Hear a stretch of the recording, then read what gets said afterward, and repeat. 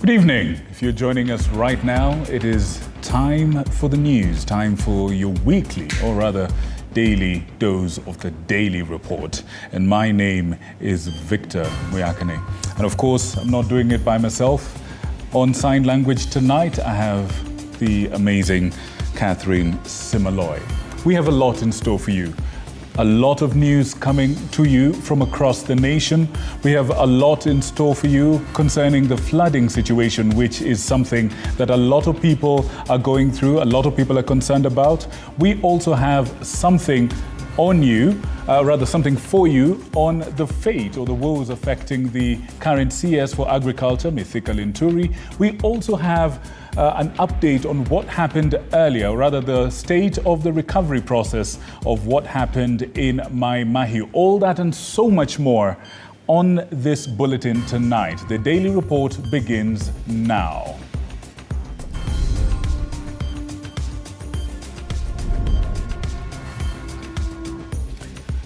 And the floods of fury. The death toll keeps on going up as more Kenyans come under the deluge.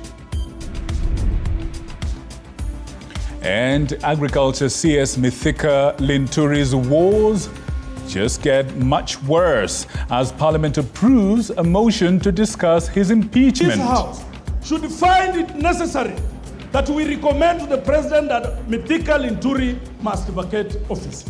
This is a person who is not fit under Chapter 6 to hold any office in Kenya.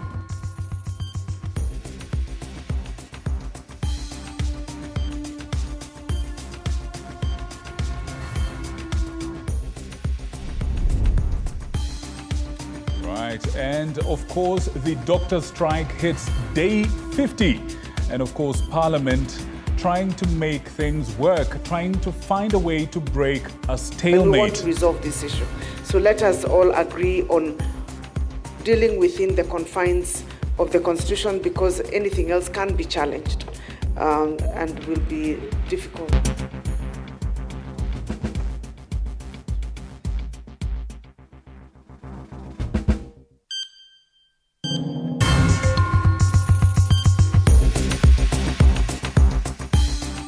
And indeed, later on, we shall be bringing you a discussion on just how government and private sector can collaborate to solve the problem of flooding across the country. We shall be talking to one of the top people at KEPSA. Engineer Obath is here, and he's going to be talking to us about how his organization, the Kenya Private Sector Alliance, how his organization is coming onto the ground and helping out on the flood matter. We'll also be talking to the governor of Tana River County, one of the counties most affected by the flooding situation in the country.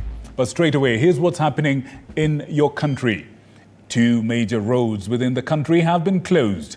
The Nakuru-Eldoret Highway and a section of the Thika Superhighway have both been closed following an advisory by relevant agencies declaring them impassable.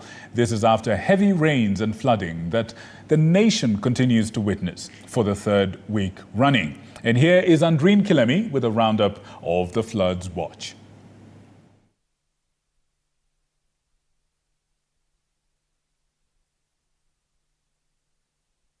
Let us know what the situation is when it comes to flooding. My producer is going to put the phone number on your screen, the WhatsApp number as well. Let us know what is happening where you live, and we shall be able to give it attention. But first, Andreen Kilemi with the Floods Watch.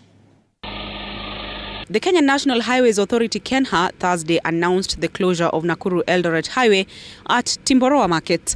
In a statement, KENHA noted that the highway was closed after destruction by floods that left a section of the road showing signs of a possible collapse. The government agency warned road users against using the affected section of the highway for safety reasons. Meanwhile, motorists have been rerouted to diversions within Timboroa area. Elsewhere in Nairobi, Enterprise Road, Eastern and Thika bypasses were partially closed and rendered impassable since Wednesday. This as residents of Kitui, Embu and Machakos counties living around the Seven Forks dams have been urged to exercise caution by the Tana and Athi River Development Authority, which has pointed out that the level of the water is extremely dangerous. As you can see, is a bit of upsurge, but we want to assure the public that there are enough safeguards so far to control the waters. But having said that, the government is very keen to ask our people who have done any encroachment in any riparian areas to move away from the watersheds. Elsewhere, residents of Kenton Village, situated at the border of Kiambu, Nyandarua and Nakuru counties, are gripped by fear after they observed visible cracks appearing on the hilly side of the village, fearing a potential mudslide that could engulf their community. Andrin Kilemi, TV47. For hundreds of thousands, their lives will never be the same again. There is no one who has not been touched by the effects of the rains that have caused the floods. Whether it involves impassable roads or nature reclaiming what is hers. On that note, the opposition has strongly criticized the government's efforts, even as the president convened a meeting with the cabinet to address the situation. Kisewa Emery with the details. Good morning, everybody. With the entire country feeling the effects of the floods, President William Ruto convened an urgent cabinet meeting for the second time this week so as to deliberate on extra measures to mitigate the effects of flooding, mudslides and landslides in many parts of the country. Noting that flooding, mudslides, landslides and other extreme weather conditions are a result of climate change, the cabinet resolved that the government from now on would rally the country in implementing measures, programs and policies that will mitigate the effects of climate change. While this was going on, the opposition has thoroughly criticized the government for what it says is failing to follow plans laid out by previous governments to address emergency situations such as floods, while demanding that the president declares the floods a national disaster. Tunataka tuulize serikali ya Kenya kwanza ya kwamba janga hili tunaona Kenya sasa sio la kaunti ya Machakos peke yake.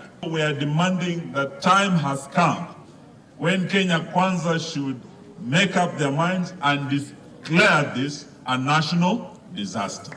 Led by Wiper Party leader Kalonzo Musyoka, the opposition has strongly criticized the efforts of the government in dealing with the floods. We urge Kenya to fast-track inspection of bridges so that residents are not endangered. Patiana pesa kwa county. Yale mambo tumesikia governor akisema anayafanya kuwasaidia wale wameathirika, haingewezekana kama hatungekuwa na devolution. They say the government has failed to act accordingly while dealing with the situation, noting inaction and slow response from it. Kisewa Emery, TV47. Right. That is the true situation of what's happening in the country. Now, as the country continues to grapple with the effects of the heavy rains, residents of Kenton Village in Nyandarua County are living in fear of being buried alive in rubble of falling rocks. They have asked for the government's intervention, even as some of them leave to seek refuge far from the hilly villages. Vera Albata with the details. This is the situation in Kenton, a hillside village in Nyandarua County. Loose soil resulting from the heavy rains that have continued to pound the country. Hii mawe yakiloa maji yanatoremukaga yanakuja yanagoga manyumba. The residents knowing very well the risks of staying here, but where will they go to? Hizi watu wengine wameogopa wakaona heli watoke, wameenda kuomba mahali pa kukaa kwa marafiki zao huko. This is a phenomenon that they have never witnessed, considering that they have lived in the area for a long time. It is their home after all. And even as Deputy President Rigathi Gachagua insists on the mandatory evacuation. Mkutano wa faragha kujadiliana kikamilifu vile tutatatua hizi shida zinakuja kila mwaka wakati wa mvua. The only plea to the government is to be given a place to stay before they end up below the rubbles of fallen rocks from the hills. Shura, pale tunaambia tuende ni maji. Tutatorokea wapi? Tutaenda wapi? Mtusikiria huruma. Meanwhile, government spokesperson Isaac Mwaura has confirmed the death toll arising from the floods to be at 188 after 9 more people were reported dead in the last 24 hours across the country. The National Multi-Agency Emergency Response Committee on Floods is undertaking and coordinating various response initiatives to cushion the affected population from the effects of the floods. Kenyans are being urged to stay safe during the heavy rain season, with people in low-lying areas being urged to evacuate the areas. Vera Alberta, TV47. Yes, indeed. Now, we are talking about the unsung heroes of the Mai Mahiu rescue operation. Now, the number of fatalities from the Mai Mahiu tragedy stands at more than 50. But this number could have been higher, maybe. But thanks to a number of bold people who risked it all to save lives on that tragic morning when the flood waters from the hills of Kijabe came down, wiping out 4 villages, that did not happen. Tonight, TV47 highlights the efforts of the bold saviors. The story was produced by Willie Dennis Njiru. Until tragedy struck in Mai Mahiu, little was known of this man. Peter Kingori is his name, a hero to the people of Kemushira village for his bold deeds. He is among the few that braved it all to save as many people as he could who were stuck in their houses as the flash floods came down, wiping out anything on the way. Mimi ndio hakuna mtu mwingine ako na kitu ya kuvunja hiyo ngorofa. Mimi ndio nilifuja juu. Nikateremka mpaka chini nikatoa hiyo watoto. Hawa watoto hawakukufa. Hawa wazee walitolewa sijui tu hatuwajui. Walikuja juu ya vitanda akiwa ameshika watoto hivi na nakatochi hivi. Hao watu ni mimi tuliwatoa huko. At Ngia Primary School, which now hosts the affected families, Joseph Waigwa has passed by. On his face, he displays a wide smile. This, according to Waigwa, is because of the many lives he saved on the tragic morning. The events that have since left the little town of Mai Mahiu in shock. Ilikuwa ngumu sababu kushika maiti bila gloves na ujui mtu amegonjeka ama hajagonjeka ama hali yake ni challenge pia, but tulijaribu pia kujiangalia. Kuna watu walikuwa wanatoa nguo wanawashika na nguo zao. A tent has already been established by relevant government agencies to provide essential services such as issuing birth certificates, national identity cards and death certificates to those affected. Meanwhile, operations to retrieve bodies have entered their 4th day. Some of our people, they are actually desperate because they lost everything. They lost their houses, they lost their children, they lost everything, they have nothing. With well-wishers flocking the center to deliver aid in various forms, ranging from non-essential to essential items, the affected individuals find themselves living in a state of uncertainty, wondering when the reported missing persons will be found. Nasema ama hilo. Kuokoa watu 7, kuna mama wako hapa, kuna watoto ambao mimi niliokoa wako kwa matope. Maybe tungesema wako hai, sasa wako hai. Now, with the ongoing heavy rains in the country causing massive destruction in different parts of the country, the Cabinet of Kenya has warned that Cyclone Hiia might hit the coastal region. The Kenya Meteorological Department has issued an advisory following the country's heavy rainfall, strong winds and large waves. These are noteworthy. So, here's our list of the 5 biggest hurricanes. Now, this is, of course, something that we're expecting to see. If you are actually in those areas, you need to watch out for the following scenarios that are actually happening or coming to your screen right about now. Areas to experience strong winds are Mombasa, Tana River, Kilifi, Lamu, Kwale, and Taita Taveta. Residents in those areas have been cautioned and urged to remain vigilant, as well as advised to heed weather alerts. Now, we're talking about Mombasa, Tana River, Kilifi, Lamu, Kwale, and Taita Taveta. Cyclone Hiia is likely to hit these particular areas of the coastal region.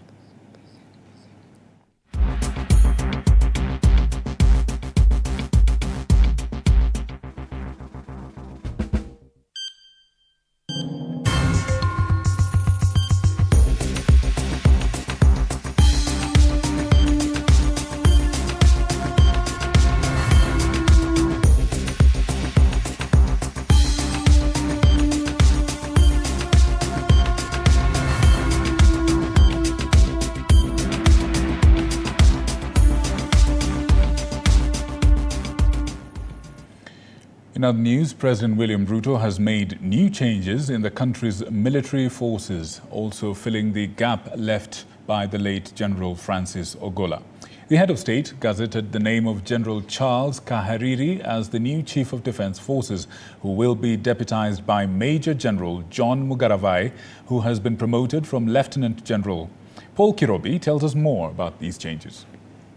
Few days after the late General Francis Ogola was involved in a chopper crash, his shoes will now be filled by the new Chief of Defence Forces, after the head of state, President William Ruto, gazetted officially the position to be held by Charles Kahariri, who served as the Vice Chief of Defence Forces under General Ogola. General Charles Kahariri has been promoted to General from his previous position as Lieutenant General. Kahariri is now a 4-star General, the highest rank in Kenya's Defence Forces. The 5-star General is a preserve of the President of the Republic of Kenya. We are continuing with our duties of securing our country, just like the General would have wanted us.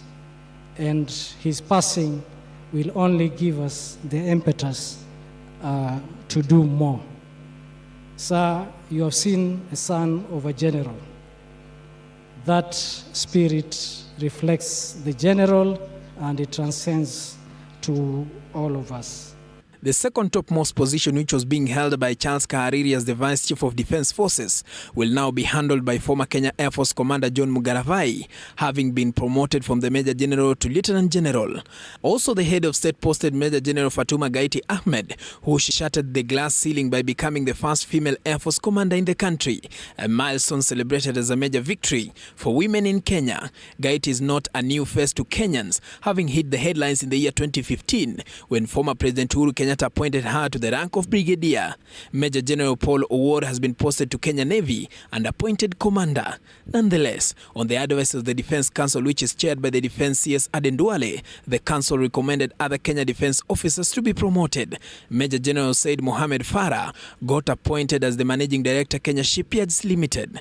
Major General Thomas Njoroge Ng'ang'a was posted to the National Defence University and appointed Deputy Vice Chancellor Administration and Finance. Brigadier Peter Nyamu was promoted to Major General and appointed Senior Directing Staff, Air at National Defence College. Brigadier Jatani Kampare Gula is now the new Managing Director, Kenya Meat Commission, after being promoted to Major General, while Samuel Korir is now the new Deputy Commander of Kenya Air Force. Brigadier Yunus Sheikh Abdi has been promoted to Major General and appointed to Senior Directing Staff, Navy at the National Defence College. Also, Brigadier George Okumu has been promoted to Major General and subsequently appointed Managing Director, Kenya Ordnance Factories Corporation and Processing Factories.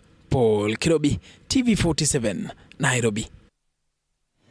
And on that note, we want to take a bit of a breather. When we come back, we will give you a whole lot more in way of news and the discussion that's coming up at the top of the hour. Thank you so much.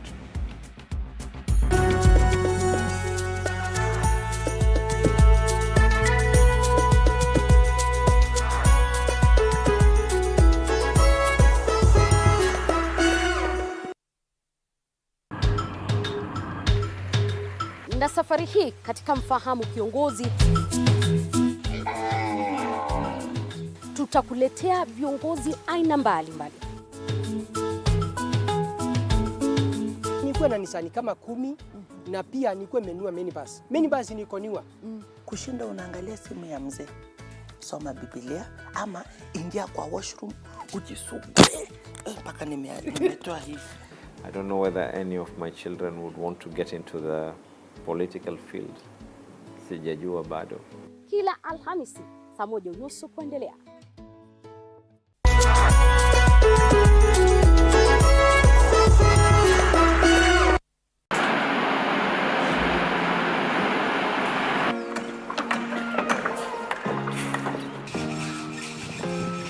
Join us on a journey through the concrete jungles and rising skylines, where every beam, every nail tells a story of progress.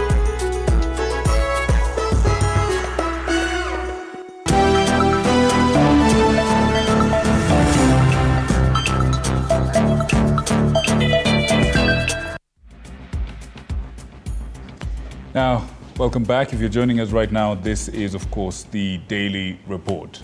Now, a heated debate ensued in the National Assembly during the debate on the impeachment motion seeking to oust Agriculture Cabinet Secretary Mithika Linturi, as moved by Bumula Member of Parliament Jack Wamboka. The motion met the required threshold of 117 members after garnering the support of 149 members of Parliament, while 36 voted against it. It, of course, paving way for an 11-member committee to investigate the charges against CS Linturi. Take a look.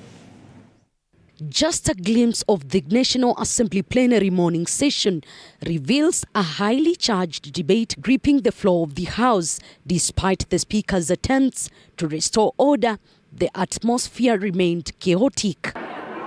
Order, members! The chaos unfolded a few minutes after Bumula MP Wamboka Wanami tabled a motion for the impeachment of Agriculture CS Mithika Linturi. Order, Wabishomba! Order!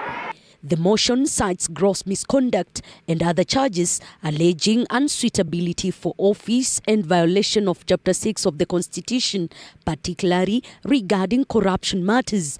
The motion follows the recent headlines surrounding the fake fertilizer scandal. This House should find it necessary that we recommend to the President that Mithika Linturi must vacate office.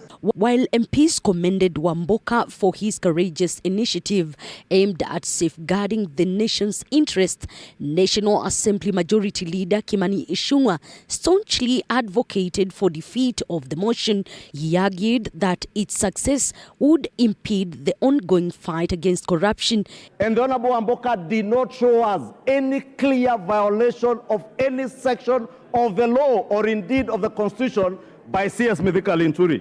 Minority Leader Opiyo Wandayi insisted that the impeachment of CS Linturi should proceed, saying allegations tabled against him warrant his removal for failing farmers and exposing them to substandard fertilizer. Somebody even more powerful was pulling the strings behind the scenes. So the Cabinet Secretary cannot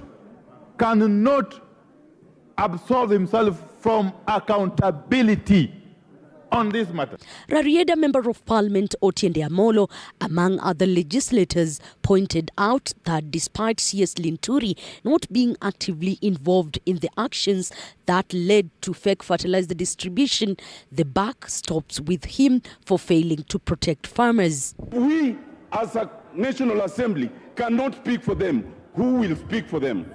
The President could have served us this and sacked the minister, but because he has not, we must stand up to be counted. The 11-member committee commences its investigations tomorrow, and if either of the charges is substantiated or not, still the committee will bring its report before the plenary for debate and adoption. Elizabeth Mutuku. Now, after this, what next? Well, the National Assembly has approved the names of 11 members who will probe the allegations of impeachment, rather allegations which require impeachment level against Agriculture Cabinet Secretary Mithika Linturi. The selection of the committee, drawn from Azimio, Kenya Kwanza and the Jubilee Party, is expected to hear the embattled CS and draft a report upholding the allegations or possibly striking them out based on evidence, and as well submit a report in a few days' time. Apollo Kamau reports. The fate of Agriculture Cabinet Secretary Mithika Linturi now lies in the hands of 11 MPs who will investigate whether the allegations leveled against the CS for his impeachment meet the threshold. This is after Parliament, in a bipartisan vote of 149 MPs against 36, voted for a motion pushing for Linturi's impeachment and the eventual formation of a select committee that will probe the allegations in the next 10 days and submit its report to the House on the 13th of May.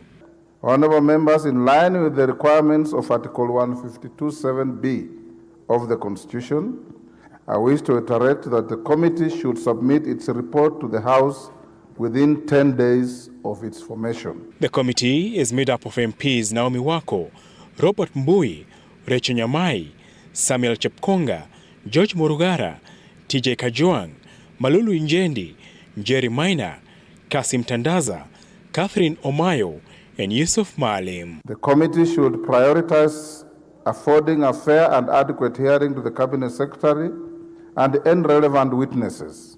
Additionally, the committee must always remain decorous and civil towards the parties that appear before it. Section 152 of the Constitution, which mandates the formation of the committee, further affords the CS the right to appear and be heard before the Select Committee during investigations.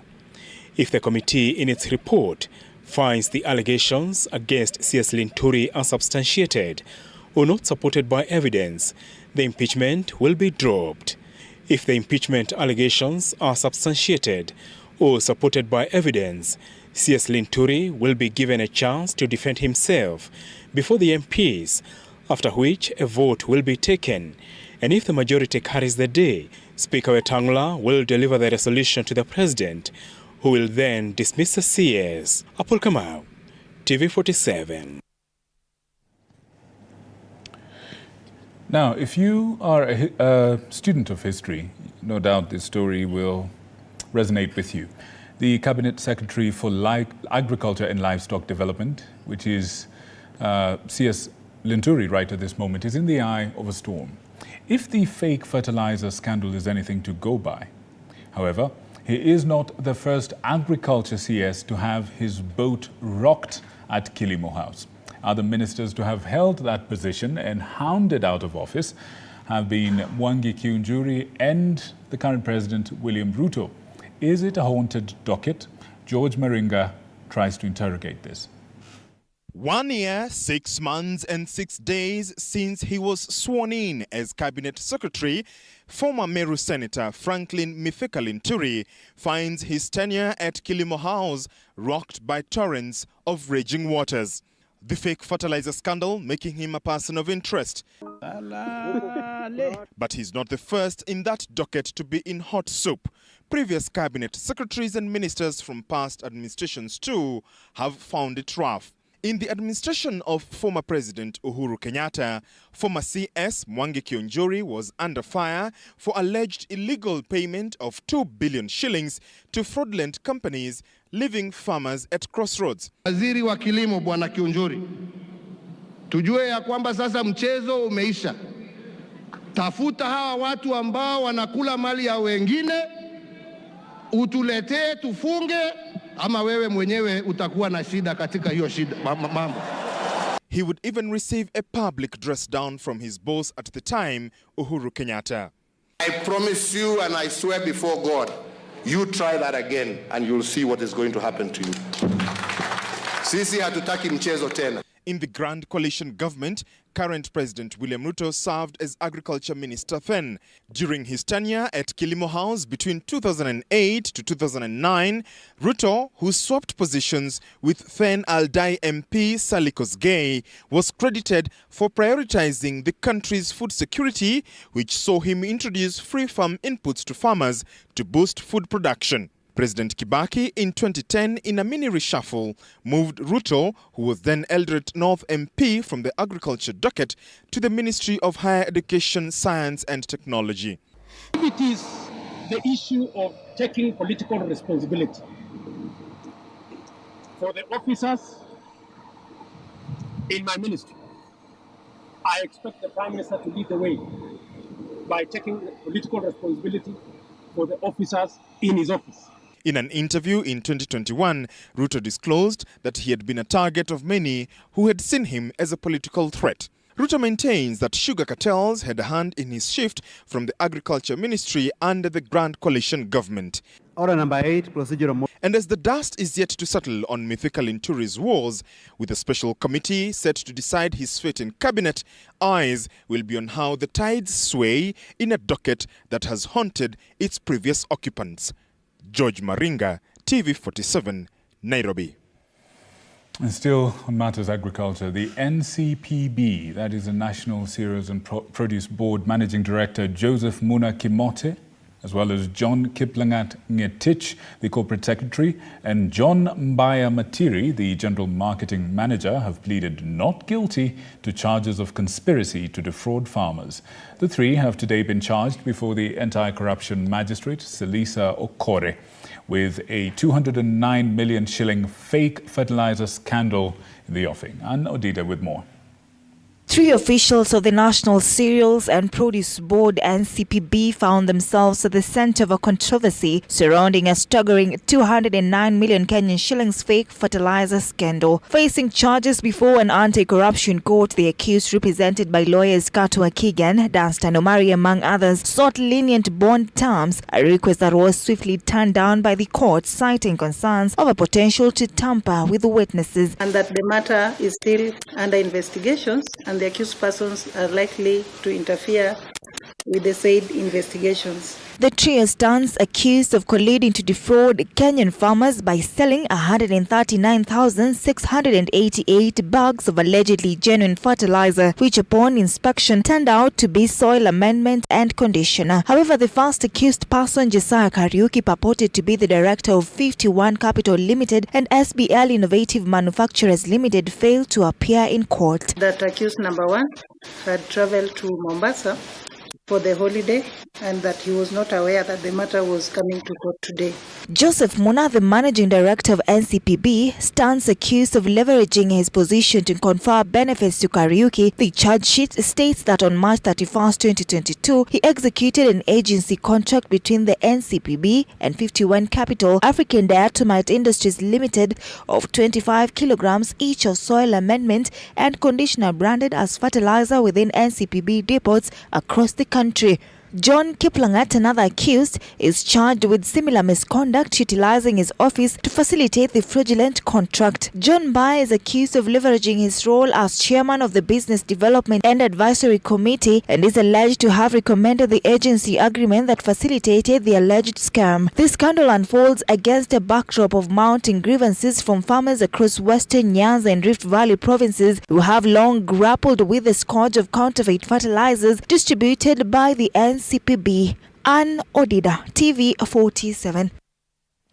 We now take a short break. We'll be right back with more content and, of course, the interview we've all been waiting for. The two gentlemen are here, live and direct in our studio, ready to engage on this subject of heavy national importance. We'll be right back.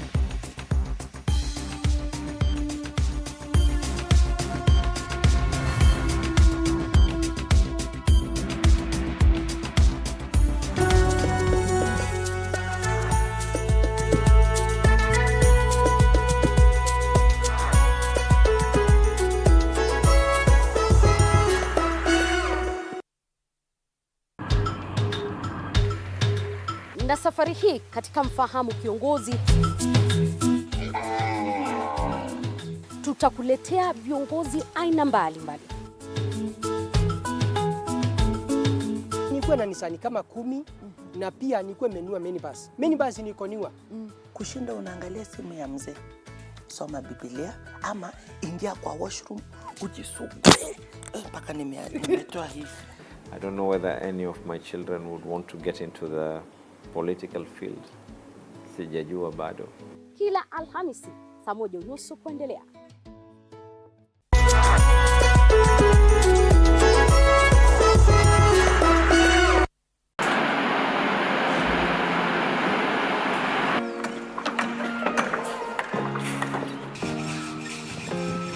Join us on a journey through the concrete jungles and rising skylines, where every beam, every nail tells a story of progress and vision. In every aspect of life, you know, you have to look at several dynamics. From groundbreaking. Nowadays with the tech, you can check on different websites or you check online and you can see some inspiration. So at least that one would be a direction already. I'll know like what kind of style you're going for. To finishing touches, witness the dedication of the hard-working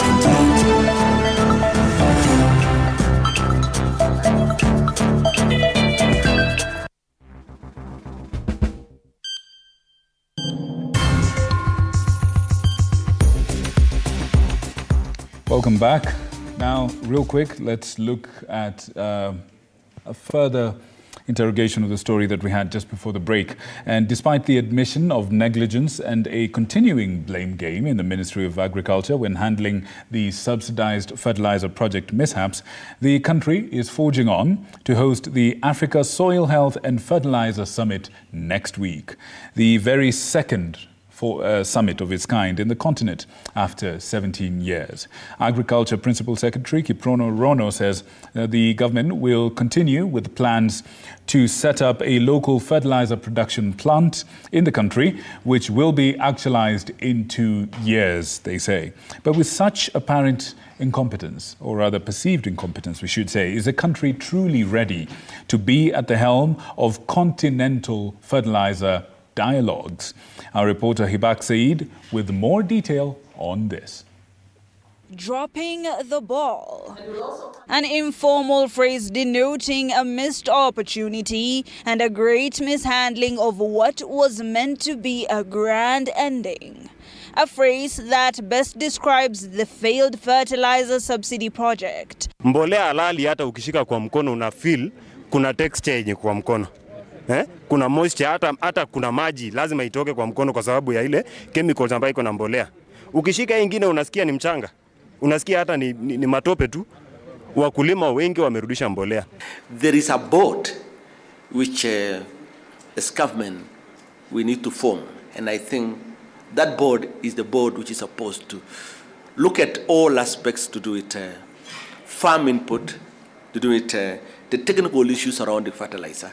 And maybe the challenges you are facing now is because of lack of that focus entity to ensure that we bring everything into one box. The ministry, when put on the spot over the oversight that led to the circulation of the quote-unquote bogus fertilizer, dismissed this as a quote-unquote lack of coordinated approach between government agencies, including the Kenya Bureau of Standards, after the ministry dutifully approved an administrative project that was quote-unquote promising.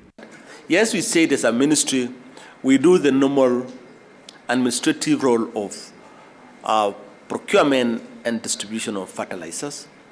And then we say, yes, we do it. So we'll test. Then we say it.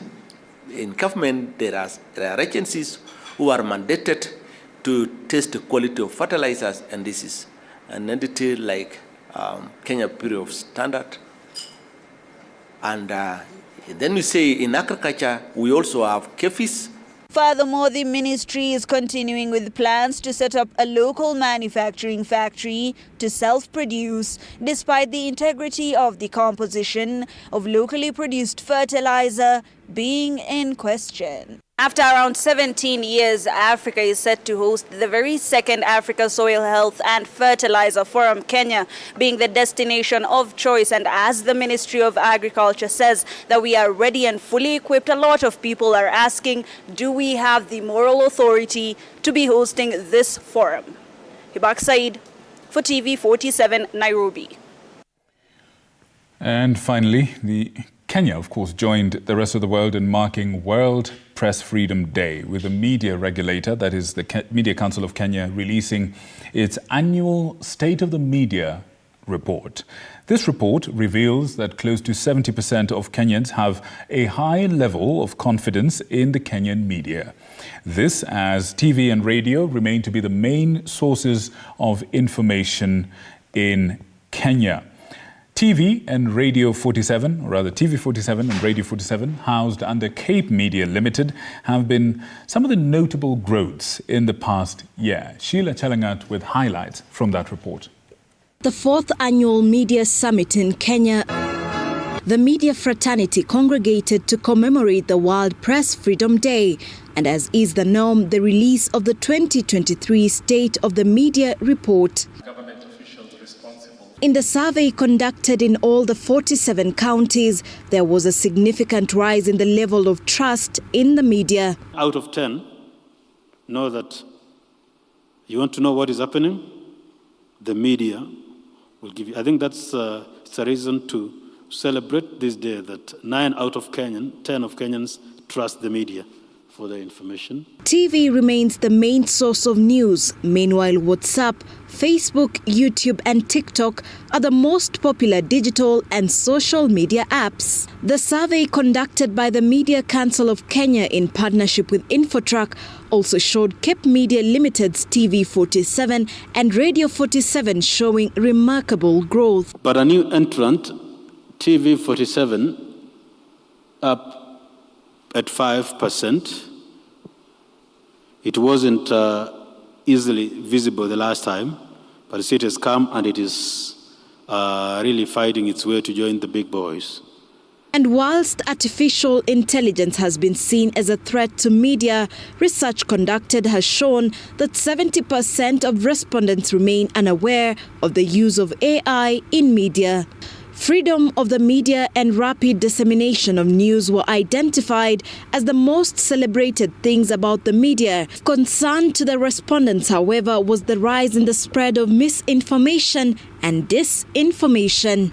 It is important to recognize that the media remains the fourth estate after the legislature, the executive, and the judiciary.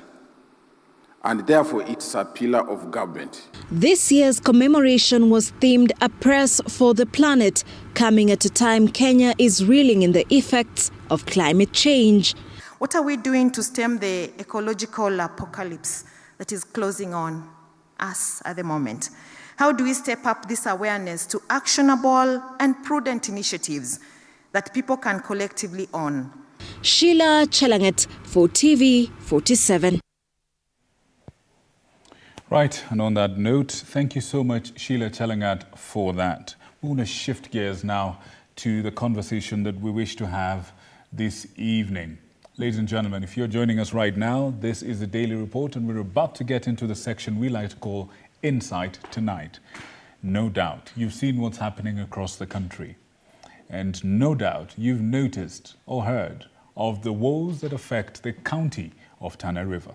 Well, tonight we have that great county's governor live and direct here to talk to us about what's going on in his county and what exactly needs to be done, what you and I can do, what government needs to do, and indeed what the private sector should do.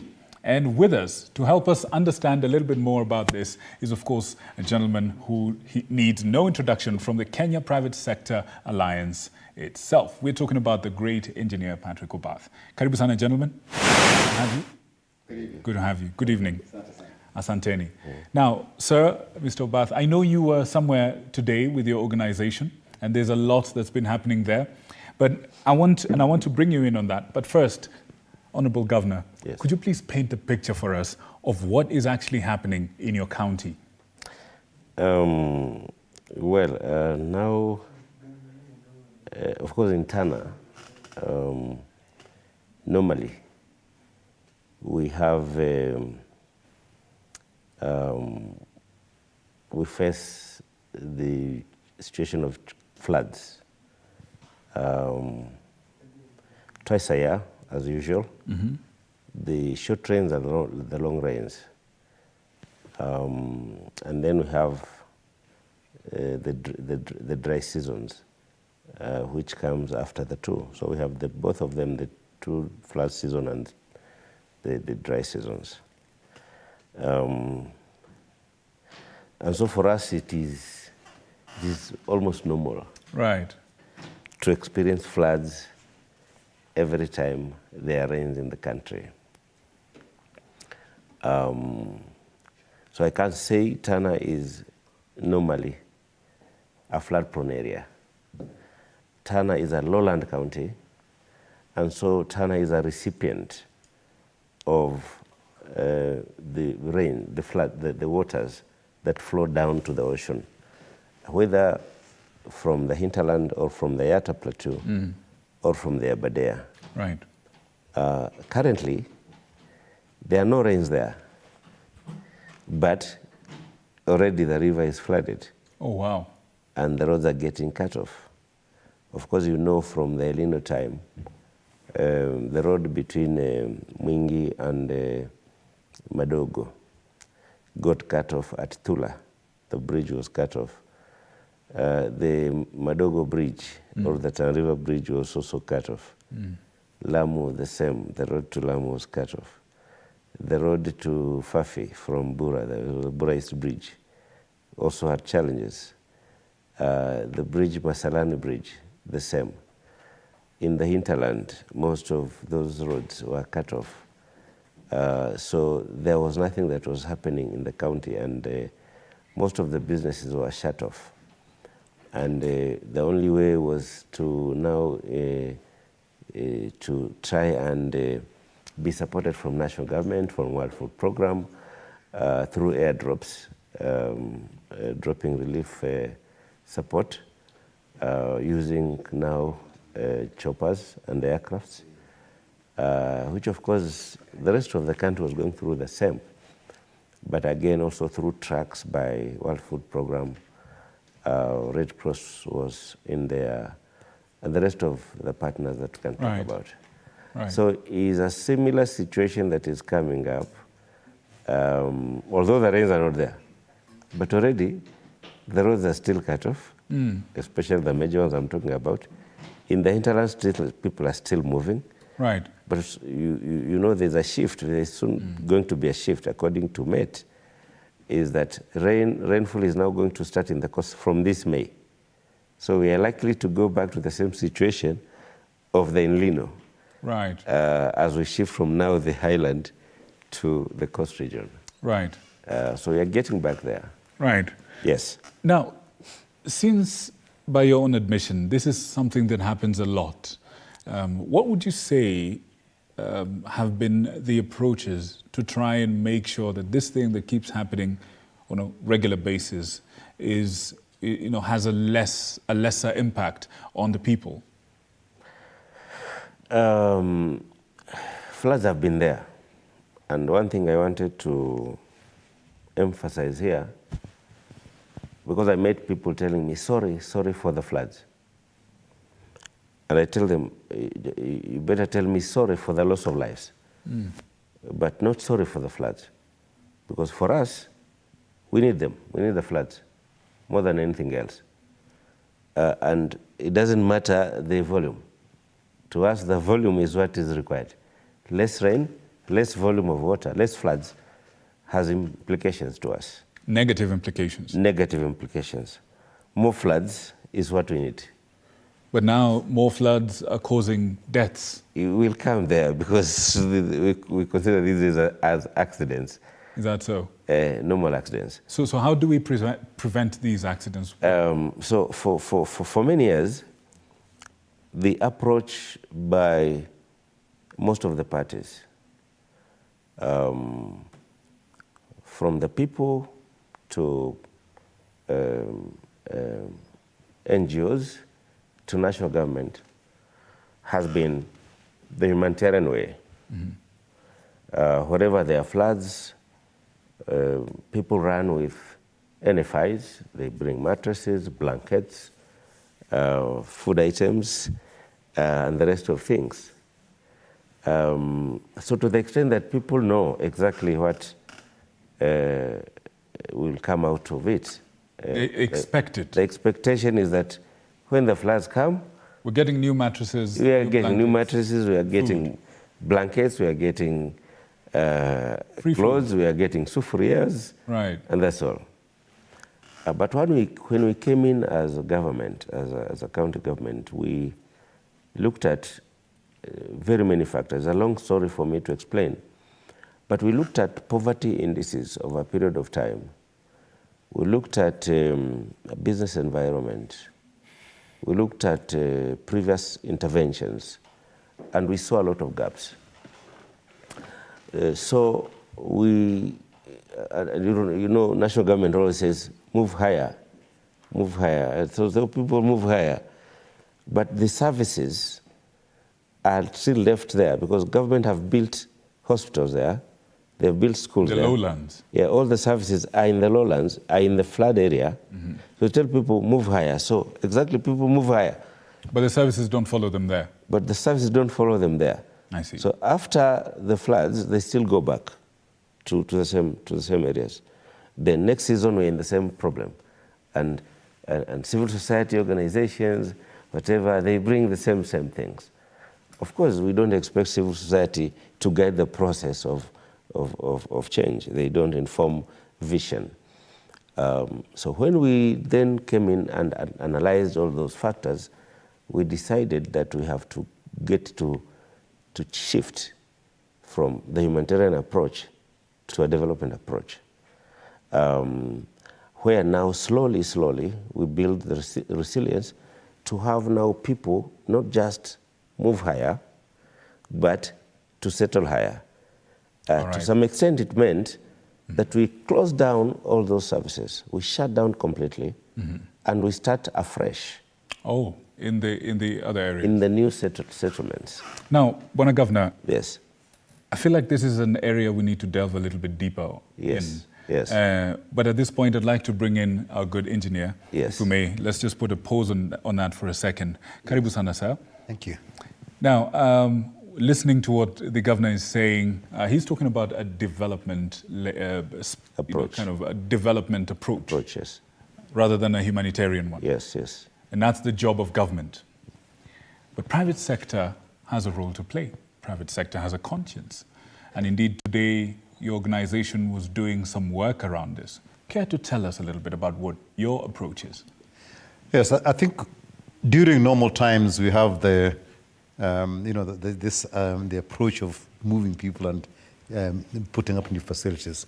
But right now, when you realize that the various communities are affected, at least within the areas in which we operate, and plus our members, we've decided to come together and do some interventions to improve the lives of the people who have been displaced. So as the private sector, we've got all our members, our partners, development partners, and even some parts of the government.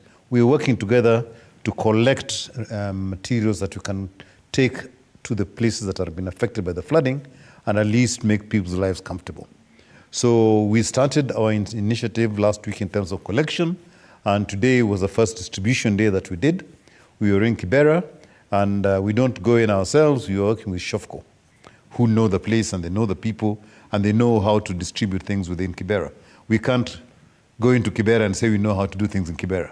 So we work with organizations that know the lie of the land in those places.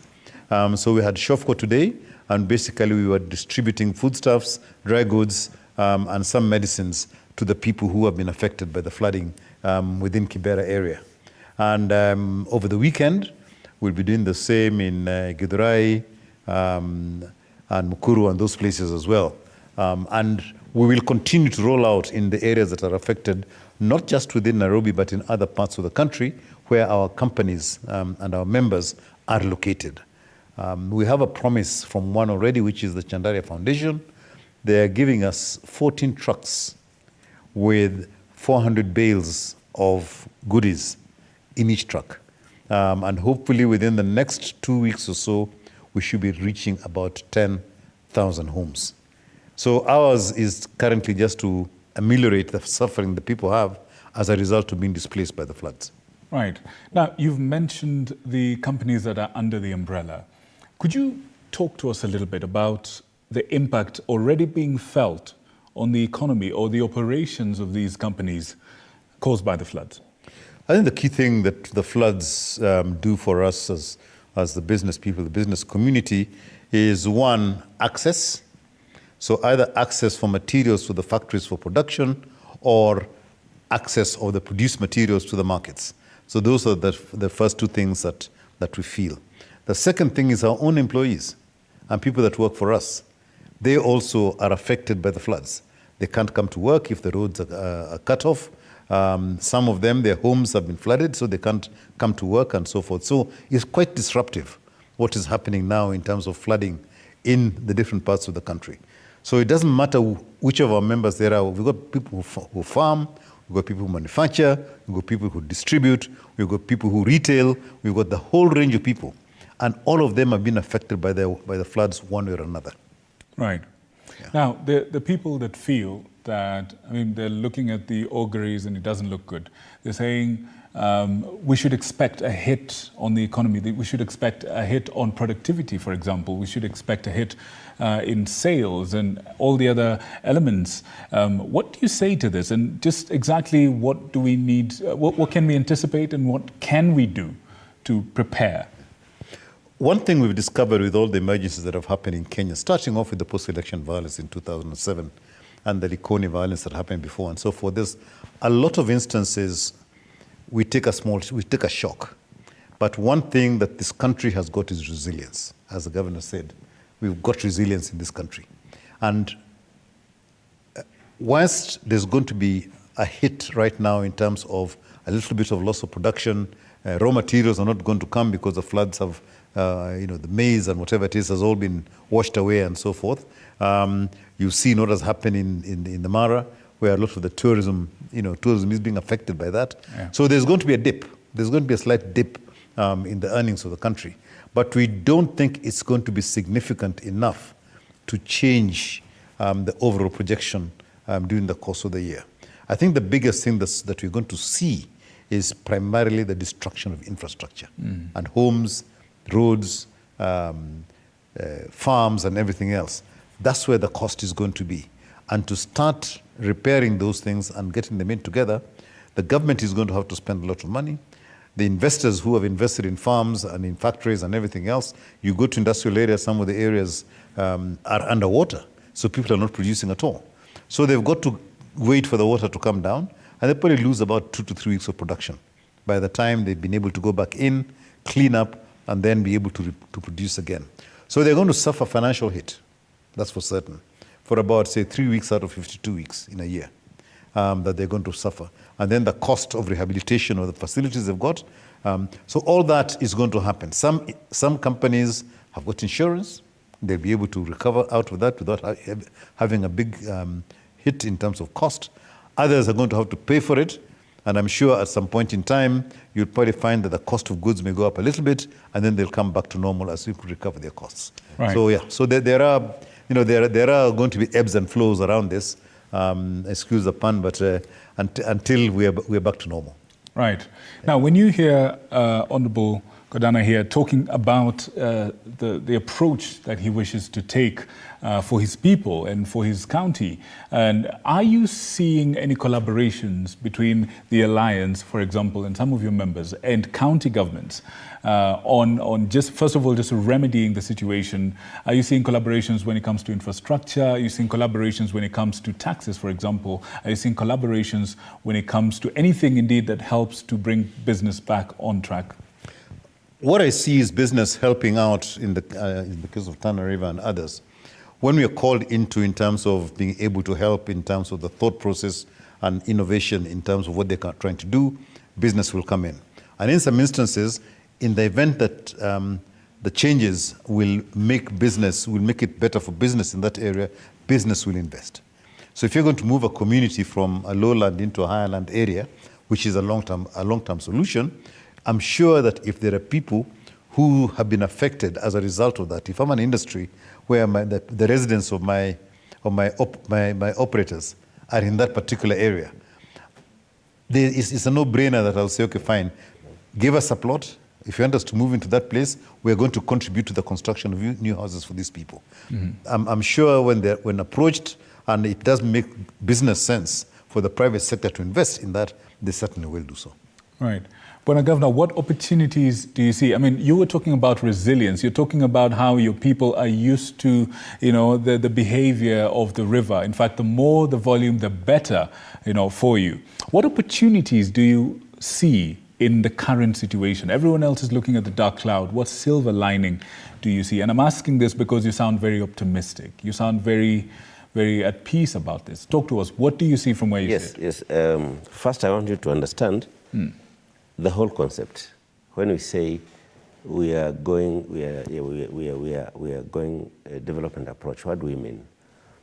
That out of the thinking process, we eventually decided, of course, with one very critical factor, that also we looked at how our neighboring counties and the vision of the entire government, and looking at the SDGs, how we can align the Tana, the vision of Tana, with the national vision. Because when I came in as governor, I did realize that probably one of the reasons why Tana was not moving forward is because the vision of the county and that of the national is not connected. There was a disconnect. So he said we need to align Tana's vision with the national government. And of course, with the rest of the global vision. So we looked at an approach or a theory that will sum up some of the things that we need to do. And we said, whether we are looking at societal issues or environmental or economic or political, we need to, and then looking at the challenges within the county versus our neighbors, we realized we are among the most rural county in the region and most rural in the country. And so we suffered lack of business environment. Investors are not coming by. There are no trade connections between us and the rest of the people. Of course, the insecurity issues of the past years, marginalization, lack of infrastructure and everything.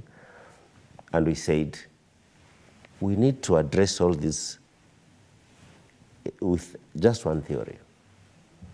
We need to go urban. So we decided, let's go urban.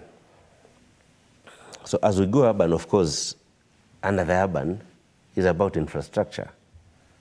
What we're looking at is to create an environment in the county for businesses to grow, for investments, an investment environment, and trade. That now ties, it now gives the rest of the opportunities to private sector players.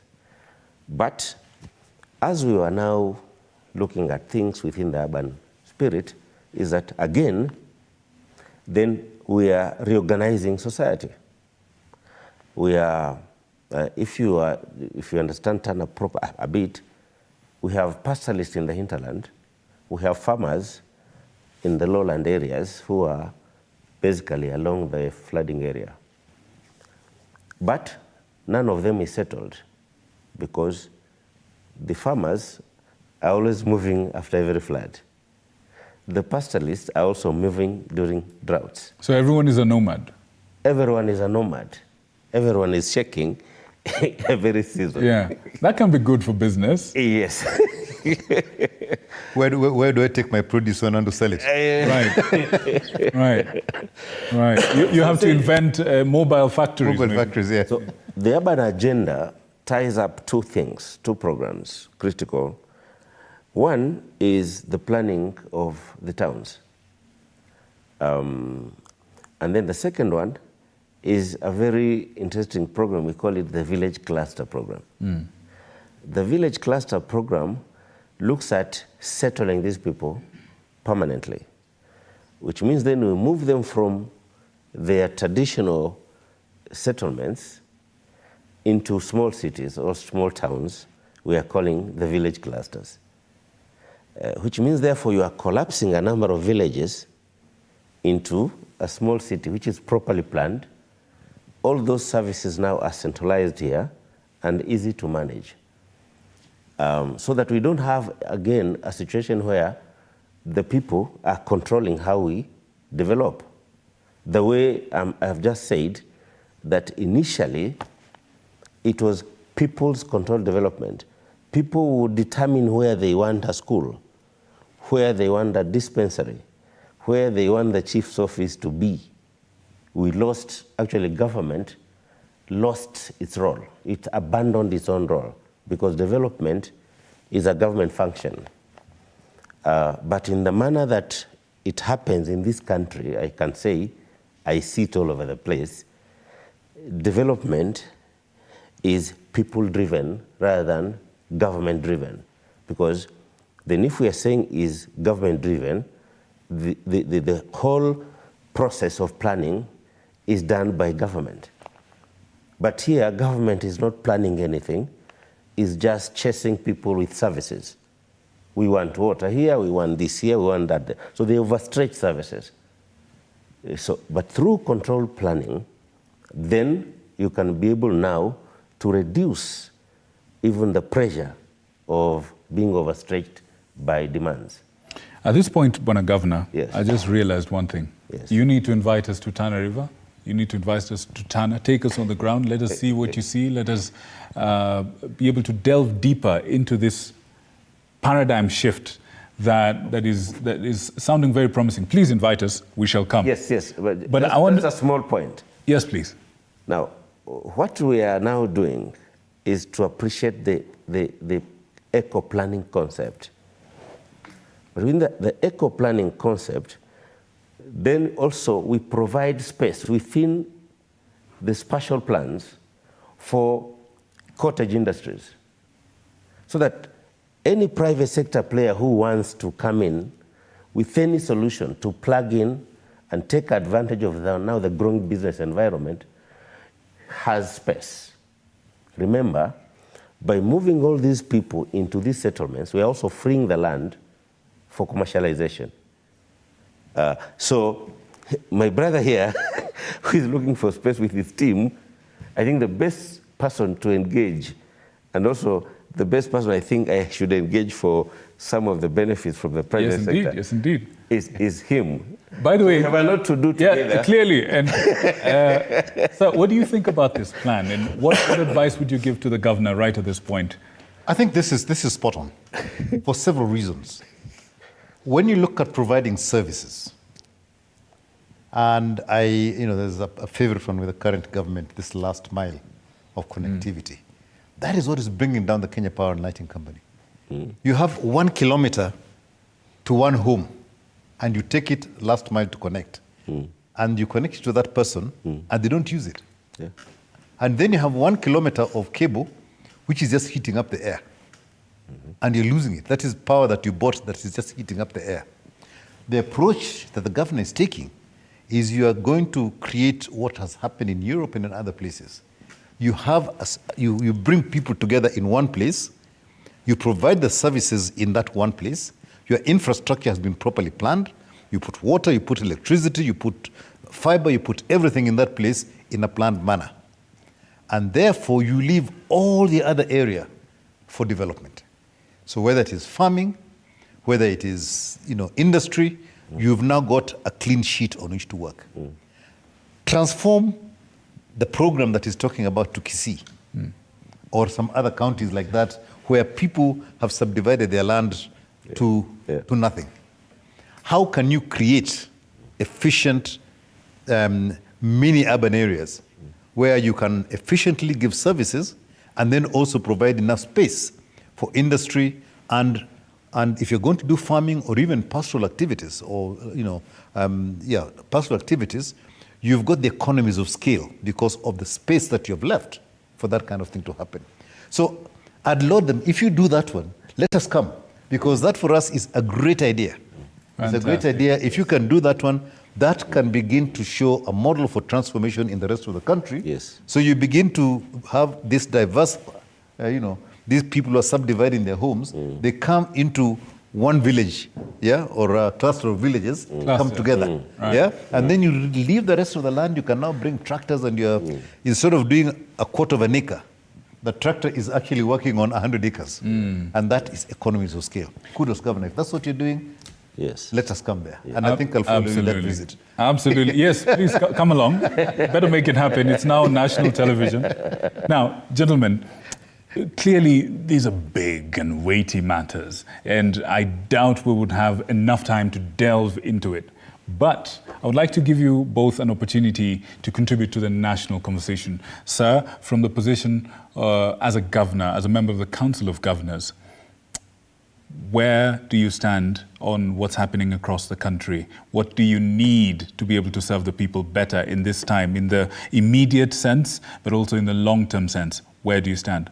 Sir, from the private sector, what do you need to happen? What support do you need from government to be able to make sure that your members are achieving their targets, they're producing, the people are working, and things are back to normal? What do you need right about now? We'll start with you, sir. Yes, for me, for my case, I think I need more of support from private sector, which is happening, basically to have the basic shelter for my people in the places that they're heading, because that was not happening before. What was happening probably was just the supply of tarpaulins by Red Cross, which would serve that purpose for a very short period. But we are saying, now that we are moving these people higher, we need real shelter that they can use even in future to build. So we are shifting from tarpaulins, and we are now trying to engage private sector for iron sheets, for timber, for maybe poles, so that then we give them, they can do the shelter for the ECD, they can do the shelter, we can do the shelter also as for the health facility, the shelter for the chief. But in the long run, these people can convert the same into building their own houses. So that's in the immediate. Right. Yes, we need food because farmlands have been washed away. We need food. So private sector players like now Unga Limited, of course, these are our partners. Kitui Maize Millers, Mombasa Mills have always been supporting us as a government through either civil society organization, NGOs, and Red Cross and all that. We've seen the other day the former president who gave 2 million to Red Cross. To the Red Cross for years, yes. And we have engaged Red Cross also to tell them, look, change the approach a bit. Next week, we are going to launch the Mabati support program. Okay. And we got Mabati from CPF, the County Pensions Fund. We are receiving some iron sheets from Base Titanium. So it's already happening? It's already happening. Things are in progress. So in the long term, you would like a change of approach from all the partners and all the stakeholders? From all the partners. All the partners now are aligning to the vision. Right. All of them are aligning to the vision. Excellent. That is one. Number two, you've seen the roads, which are just being washed away by the water. My friend, I have a message for my friend, the minister. Looking at that road properly, those roads that are breaking away, being washed away. Okay.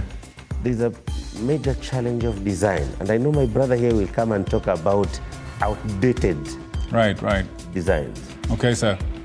If I were him, I would advise or direct all my engineers in the country, whether in the Coast region or in the Western, not to be in the offices now. They all need to be in the field. Right. To get to understand how these floods are happening. Right. How the drainage patterns are behaving. Right. So that they can now redesign the infrastructure. Right. So that by the time we are coming out of this, and when they are coming now to the recovery, we don't get again a repeat of the same. A repeat of the same. I think you're loud and clear there, and like we promised, it looks like there's a lot to say. We will come back and give you some time, but I'm afraid we're completely out of time. I'm afraid so. Okay. I'm afraid so. Let's have a good engineer give us his views. I'm so sorry, sir, but we'll definitely come down to Tana. Engineer, will you come with us? I think for us, for the short term, it's just clean. Most of the thing that is happening now is that all the rubbish is being washed down, and then when you've got these small culverts that are used to taking very small flow of water, you have all this rubbish comes, blocks it. Then you build up the amount of water, and then it washes away all the infrastructure. So right now, if they can just get people to just clean, then the water will not get impeded and can flow as much as it can. And therefore, you'll avoid the backup that is causing all the flooding that you're seeing in almost any place. So that's a simple thing, just clean. And as the governor says, before the rains, and also the second thing, let us listen to the weatherman. Right. The weatherman tells us, and we tend to ignore it. We think it's still the days of the past when you had Manyunyu hapana pale, which was sort of a very vague way of saying, it's going to rain somewhere. Yeah. But now the weather prediction is fairly accurate. And we just need to understand that when we hear that, we think ahead and do the right thing, because that water is going to hit us, and you don't know where it's going to hit us. Right. All these things you're seeing, that's what happened in Maimahiu. Somebody had already said that this place is blocked. Right. And talked to the chief and talked to somebody else and said, please come and do something. And nobody listened. What happens? You lost 60 lives. Straight like that. So we just need to clean, and do it and listen to the weatherman. Absolutely. Gentlemen, thank you so much for your views. Thank you for insight. This show is called Insight Tonight, and I believe you served up some good, solid insight that the nation can build on. Thank you so much. We certainly will be calling you back for more conversations. I hope you heed our call. Thank you very much. Good people, thank you so much for joining us this evening on Insight Tonight. I've been your host, Victor Muyakane, and it's been an absolute pleasure. I wish you a good night full of God's blessings. But right after this is VAR, your weekly dose of supercharged sports content, coming up after this. Thank you so much.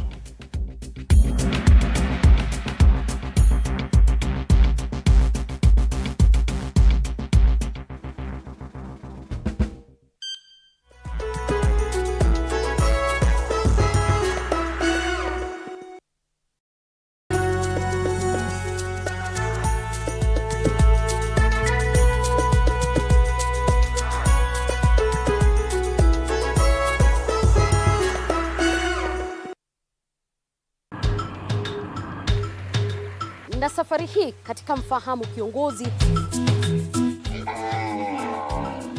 tutakuletea viongozi aina mbalimbali. Nikuwe na Nisani kama 10 na pia nikuwe menua minibus. Minibus nikoniwa. Kushinda unaangalia simu ya mzee. Soma Biblia ama ingia kwa washroom ujisugue. Mpaka nimetoa hivi. I don't know whether any of my children would want to get into the political field. Sijajua bado. Kila Alhamisi saa 1:30 kuendelea.